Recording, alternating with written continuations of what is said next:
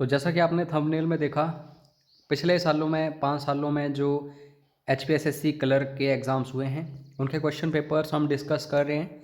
तो इन question papers के माध्यम से हमें आइडिया लगेगा कि कैसा कैसा क्वेश्चन पेपर आएगा इस एग्ज़ाम में। लेवल चाहे टफ़ हो या फिर लो लेवल हो, हर तरीके के क्वेश्चंस एग्ज़ाम में होते हैं, आप सभी को पता है अगर आप काफ़ी समय से तैयारी कर रहे हो। इस वीडियो की पीडीएफ फाइल आपको व्हाट्सएप पर मिल जाएगी और व्हाट्सएप नंबर आपको वीडियो के लास्ट में मिलेगा, तो ज़रूर मैसेज कर लेना। तो चलिए स्टार्ट करते हैं आज के इस वीडियो को। जैसा कि आप यहाँ पे देख सकते हैं, टोटल 170 क्वेश्चंस होते हैं, 85 मार्क्स होते हैं, यानी कि एक क्वेश्चन का आधा मार्क मिलता है, 2 घंटे होते हैं। तो कुछ भी हो जाए, हमीरपुर बोर्ड का यही पैटर्न रहने वाला है इन फ्यूचर भी क्लर्क का। ठीक है, नेगेटिव मार्किंग इसमें कोई नहीं होती, तो सारे के सारे क्वेश्चंस आपको हल करने चाहिए। तो चलिए स्टार्ट करते हैं पहले क्वेश्चन के साथ। Which is an alloy of iron? तो बिल्कुल सही आंसर होगा इसका अल्निको। हिंदी और इंग्लिश दोनों दिए गए हैं, जो भी आप पढ़ते हैं जिस हिसाब से देख लेना वीडियो को पॉज करके। उसके बाद नेक्स्ट है रेयन इज़ आल्सो कोल्ड। तो इसको दोस्तों आर्टिफिशियल सिल्क बोला जाता है। और हाँ, जितने भी क्वेश्चंस के आंसर्स डिस्कस किए जा रहे हैं ऑफिशियल आंसर की के अकॉर्डिंग डिस्कस किया जा रहे हैं। किसी भी क्वेश्चन में डाउट आपको लगे तो ज़रूर कमेंट कीजिएगा।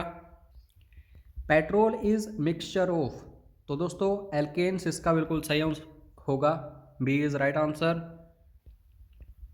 ए shoot has its origin in. तो बर्ड बिल्कुल सही इसका आंसर होगा। Which is not a true snake.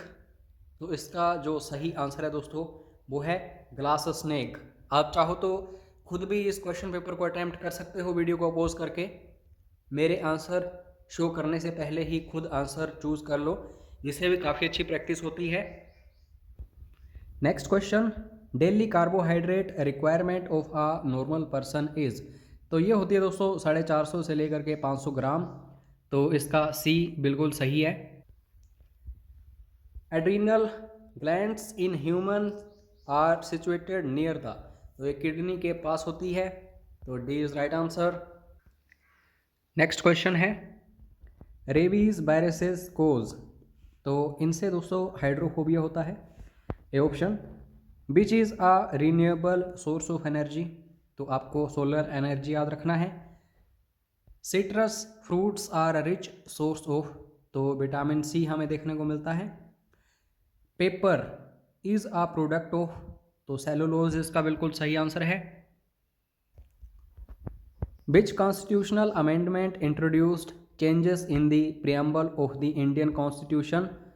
तो दोस्तों आप सभी को पता है 42वां संविधान संशोधन, लघु संविधान भी इसको बोला जाता है। इंदिरा गांधी जी के टाइम में ये हमें देखने को मिला था, एमरजेंसी चल रही थी उस टाइम।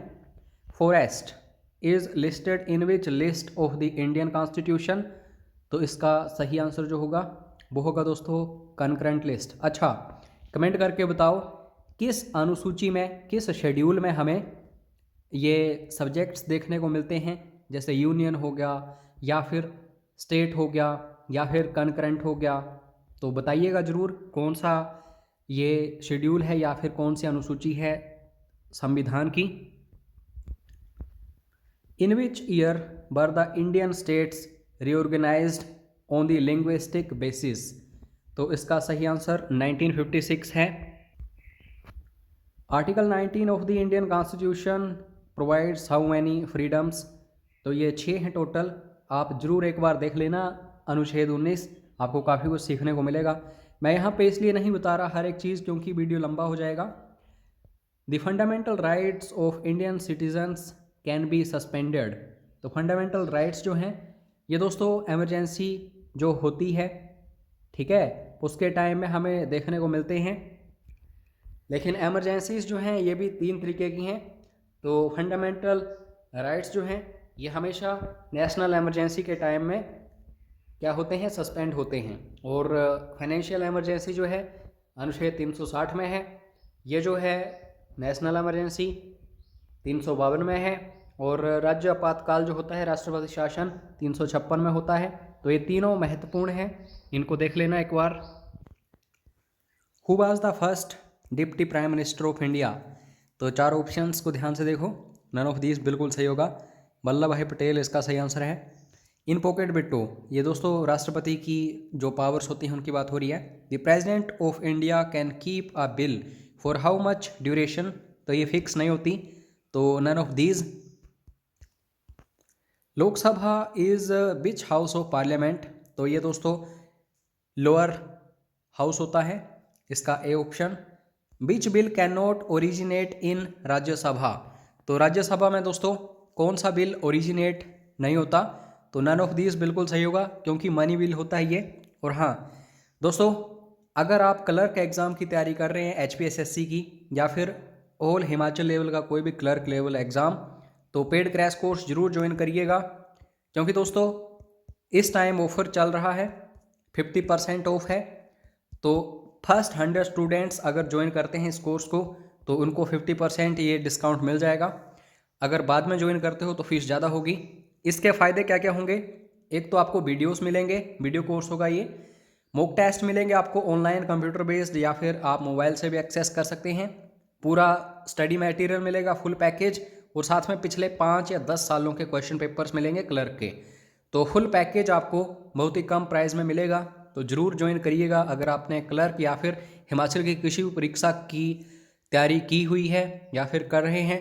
ठीक है, आपको व्हाट्सएप पर ये सारी जानकारी मिल जाएगी, जो भी आप डिटेल्स वगैरह लेना चाहते हो, फ्री स्टडी मटेरियल वगैरह चाहिए हो, तो वो भी आप ज्वाइन यहाँ पे कर सकते हैं। Who can initiate the process of removal of the president before the expiry of his term, इसको दोस्तों हम क्या बोलते हैं? Impeachment of president. तो दोस्तों इसको इनिशिएट किया जा सकता है लोकसभा में भी, राज्यसभा में भी, तो इसका सी बिल्कुल सही आंसर होगा। First women chief minister of Jammu and Kashmir, तो यूनियन टेरिटरी अब बन चुकी है ये, तो महबूबा मुफ्ती आपको याद रखना है, बी इज़ राइट आंसर। 2 तरीके के फंड्स होते हैं, एक कंसोलिडेटेड फंड ऑफ इंडिया होता है, एक कंटीजेंसी फंड ऑफ इंडिया होता है। स्टेट में भी ऐसे ही होता है। तो पेंशन्स वगैरह जो होती हैं, जैसे कि यहाँ पे पूछा गया है, द पेंशन ऑफ द जज of the high court is charge on, तो कंसोलिडेटेड फंड ऑफ इंडिया होगा।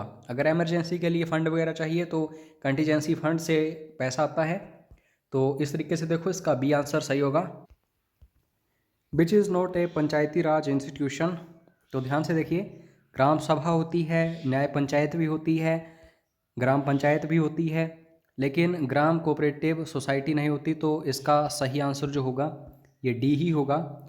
In which year did president declare national emergency on internal dispute, तो इंदिरा गांधी जी के टाइम में ऐसा हुआ था, तो इसका सही आंसर होगा डी, 1975 में हमें देखने को मिला था। अच्छा, अगर आप अच्छे से तैयारी कर रहे हैं तो कमेंट करके ज़रूर बताइएगा, उस टाइम यानी कि 1975 के आसपास प्रेसिडेंट ऑफ इंडिया कौन थे जिन्होंने इस इमरजेंसी को घोषित किया था।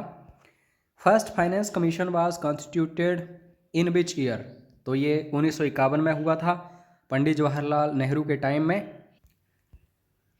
इन which year the anti defection act was passed by Indian parliament, PM थे उस टाइम राजीव गांधी, तो ये हुआ था दोस्तों 1985 में, तो डी बिल्कुल सही है।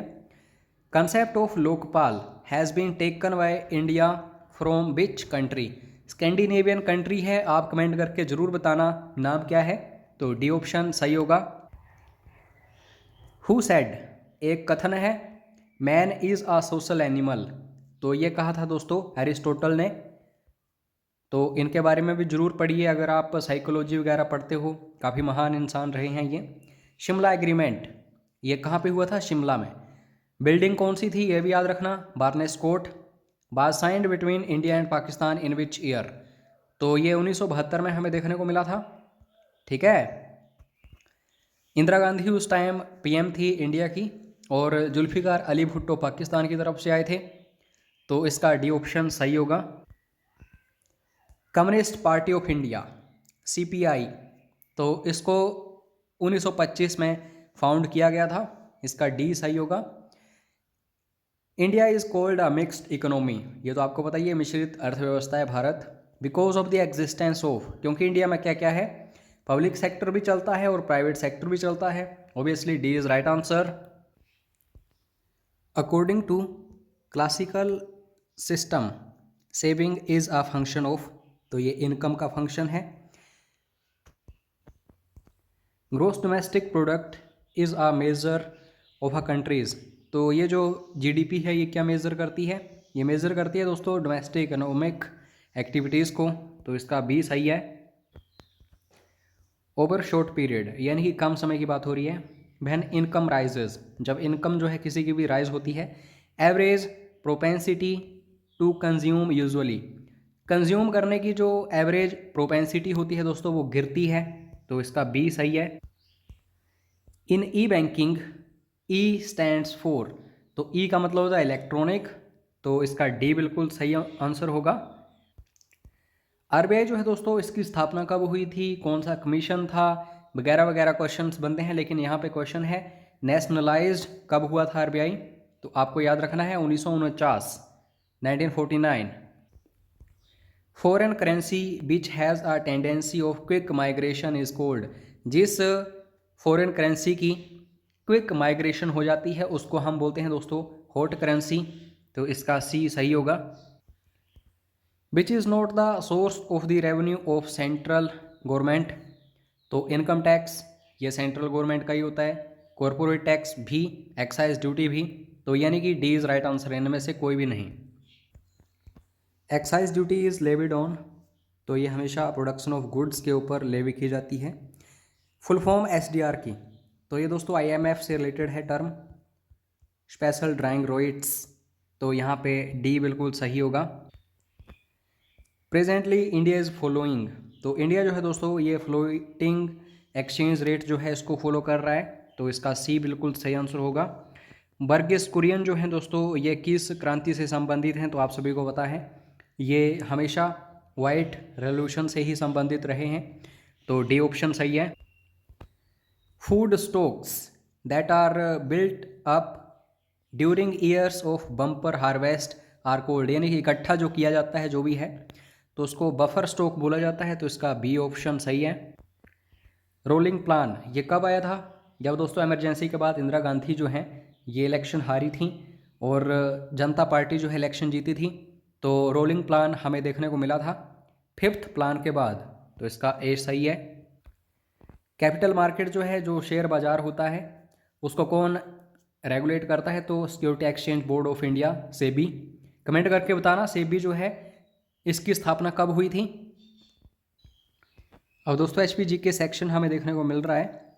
इसको स्टार्ट करने से पहले बता दूं हमने कोर्स लॉन्च किया है एचपीजी के का, जिस प्राइस में आपको एक बुक परचेज करनी पड़ती है उसी प्राइस में आपको एचपीजी के का फुल पैकेज मिल रहा है। वीडियोस भी होंगे, मटेरियल भी होगा, मॉक टेस्ट भी होंगे, ठीक है।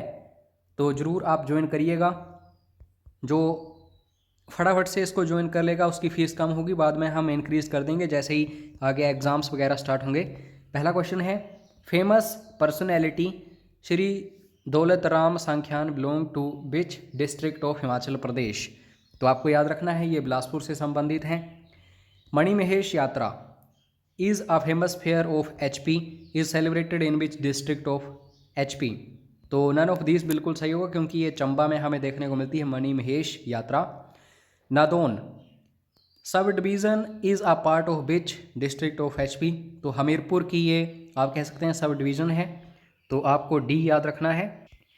उसके बाद Tirthan is a tributary of which river of HP, तो तीर्थन जो है ये कुल्लू ब्यास में मिलती है जाके, तो इसका ए ऑप्शन सही होगा। चंद्रताल जो है दोस्तों हिमाचल प्रदेश में क्या है, तो ये झील है। चंद्रताल हो गई, सूरज ताल हो गई। पब्बर घाटी जो है दोस्तों ये कहाँ पे है, तो ये शिमला में हमें देखने को मिलती है। 16 सिंगी जो है धार है दोस्तों ये हमीरपुर ऊना जो आप कह सकते हैं उस बॉर्डर पर देखने को मिलती है, तो इसका डी ऑप्शन बिल्कुल सही होगा। First Mughal ruler of Kangra was, तो आपको याद रखना है अकबर, क्योंकि अकबर के टाइम में कांगड़ा जो है ये इनके कब्जे में आया था।